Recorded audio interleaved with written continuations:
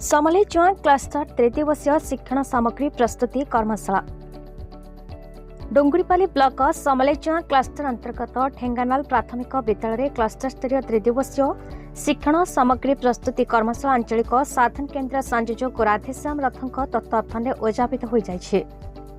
मुख्य अतिथि भाव अतिरिक्त गोष्ठी शिक्षा अधिकारी गंजल मिर्था जगती उद्घाटन करथिबा बेले मुख्य वक्ता भाव गोष्ठी सह शिक्षा अधिकारी जगत मल्लिक मंचास नथिले। प्रारंभिक स्तर प्रस्तुति स्तर मध्यम स्तर और माध्यमिक स्तर पर विभिन्न विषय शिक्षण सामग्री प्रस्तुति रे शिक्षक पंचानन प्रधान दुर्जय नायक प्रकाश चंद्र साहू ध्रुव चरण पंडा बाबूलाल नाग नारायण आडवांको स्वीकृति बिनुश्री प्रधान बासंती सेठी सहयोग करथिले। शेषे स्थानीय प्रधान शिक्षक सीताराम आडवांको धन्यवाद अर्पण करथिले।